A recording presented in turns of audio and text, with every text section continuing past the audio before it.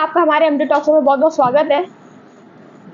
सबसे पहले हम यही जानना चाहेंगे कि अब बस कुछ ही समय बचा है नगर निगम चुनाव को, तो किस तरह का समीकरण देखने को आपको मिल रहा है आपके क्षेत्र में? पूरा एक, चाहे हिंदू हो मुसलमान हो, बाबा जी ने जिस प्रकार से विकास की लहर दौड़ाई है उस प्रकार से लग रहा है कि चाहे कोई भी समाज का व्यक्ति हो, कोई धर्म का व्यक्ति हो, वो भारतीय जनता पार्टी के को वोट देने के लिए तैयार तत्पर है और वो सब एक हैं। और भाजपा की सरकार दोबारा तीसरी सरकार बनने जा रही है प्रयागराज में के अंदर। अच्छा, तो ये बताइए कि जो आप जहाँ से पार्षद पद के प्रत्याशी हैं 93 से, वहाँ से जो वर्तमान पार्षद है वो सपा के है, सपा पार्षद प्रत्याशी है, तो आपका और उनका समीकरण कैसे देखने को मिल रहा है? 2 बार वो पार्षद के यहाँ रह चुके हैं और एक कुछ कार्य उन्होंने नहीं किया है। जनता उनके कार्यों से बहुत परेशान है। और चाहे जो वो गली चले जाएं आप, वार्ड नंबर 93 की, उसमें कोई गली ऐसी नहीं जो कि खराब ना हो, या जो सड़कें बनाई भी है तो वो उखड़ गई तुरंत उसी समय। उसमें उन्होंने डामर का प्रयोग नहीं किया है, उन्होंने उसमें तारकोल इसका मोबिल का प्रयोग किया है, जिससे सड़कें बनी ही नहीं, वो तुरंत तत्काल उखड़ गई हैं, जिसकी शिकायत नगर निगम आयुक्त वगैरह को किया गया है, जिस पर कोई कार्रवाई अभी फिलहाल नहीं हुई है। और इस कारण से ना नाली बनी हुई है और ना सड़क बनी है। जनता काफ़ी परेशान है और वो भारतीय जनता पार्टी को अब वहाँ से वोट देना चाहते हैं, भाजपा की सरकार बनाना चाहते हैं। अच्छा, तो जैसे कि आप पार्षद पद के प्रत्याशी हैं, अगर वार्ड 93 ही जनता को पार्षद बना देती है तो आपके क्या मुद्दे रहेंगे, आप क्या बदलाव लेके आएंगे अपने क्षेत्र में? सबसे पहले तो ये रहेगा कि सड़कें जो खराब बनी हुई हैं उनको दुरुस्त करना, जहां सीवर लाइनें वगैरह अभी तक नहीं बिछ पाई हैं उनको ठीक करना, और जहां पानी का घर घर टोटी का हमारे राष्ट्रीय अंतर्राष्ट्रीय स्तर के नेता माननीय मोदी जी के द्वारा जो चलाई जा रही है हर घर में टोटी, उसकी योजना है। हम उस योजना को सबसे पहले उन गरीब परिवारों में, उन घरों में पहुंचाने का कार्य करेंगे, उसके बाद सड़क वाला काम करेंगे, यह हमारी योजना है। और जो बिजली से भी परेशान हैं लोग, जो कि कई जगह ऐसे हैं जहां ट्रांसफार्मर भी नहीं लगे हुए हैं, वहां पे हमारा कार्य है ट्रांसफार्मर द्वारा सुविधा देना, वो पहला प्राथमिकता रहेगी हमारी। अच्छा, तो जैसे कि पार्षद पद के जो प्रत्याशी होते हैं वो बहुत अनुभवी होते हैं, तो क्या आप भी बैकग्राउंड आपका भी कोई राजनीतिक क्षेत्र में है या फिर आप पहली बार ये चुनाव लड़ रहे हैं? नहीं, इसके पहले मैं चुनाव लड़ा था और काफ़ी क्षेत्र के लोगों ने सहयोग भी दिया था और काफ़ी अच्छा वोट मिला था मुझे, लेकिन मैं इस पद पे पहुंचने से वंचित रह गया। फिर पुनः मैं कोशिश कर रहा हूं। बाकी हमारा बैकग्राउंड कोई ऐसा राजनीतिक नहीं है, मैं संघ से जुड़ा हुआ व्यक्ति हूं और फिर जनता की सेवा के लिए आगे आया हूं और मैं पूरा आपकी उतरूंगा, ये मैं सोचता हूँ। अच्छा, तो इस बार जनता का सहयोग आपको किस तरह से मिल रहा है? बहुत ज़्यादा सहयोग मिल रहा है।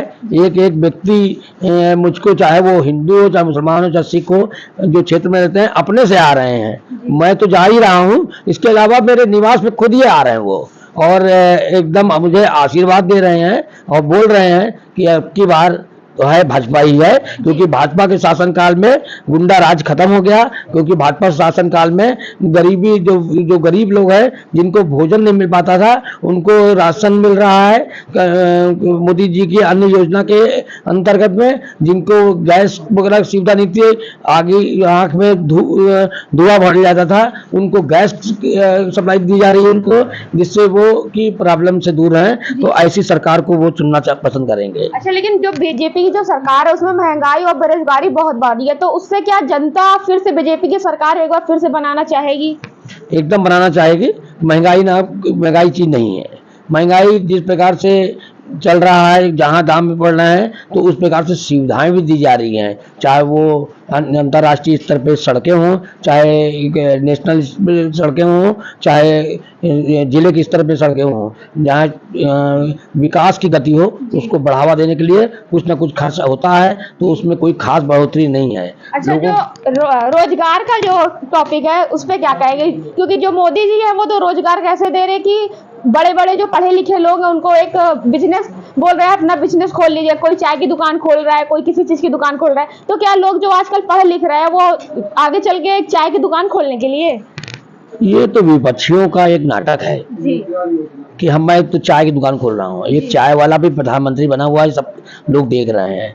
और जो पढ़े लिखे लोग हैं वो नौकरी भी पा रहे हैं, वो व्यापार कर रहे हैं, और हमारे योगी जी के द्वारा, माननीय मुख्यमंत्री जी के द्वारा और नंदी जी के द्वारा इतना विशाल व्यापार कराने का मतलब कि ये योजनाएं लाए हैं, जिससे लोगों को ये लोन मिल सके और वो व्यापार कर सकें, जिससे वो 10 को नौकरी और दे सकें। उनकी पहली प्राथमिकता है। हर व्यक्ति को चाहते हैं कि जैसे अन्य देशों में लोग फैक्ट्रियां चला करके 10 को रोजगार दे रहे हैं, वैसे अपने देश में भी लाना चाहते हैं कि आप सीखिए, उसको ट्रेनिंग लीजिए, लोन लीजिए।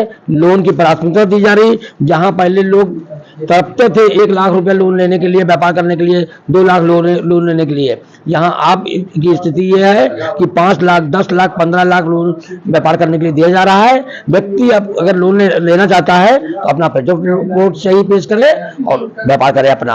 अच्छा, तो ये तो रही प्रधानमंत्री जी की बात और मुख्यमंत्री जी की बात। आपने क्या सोचा है, अगर आप पार्षद बनते तो आप अपनी जनता के लिए क्या करेंगे?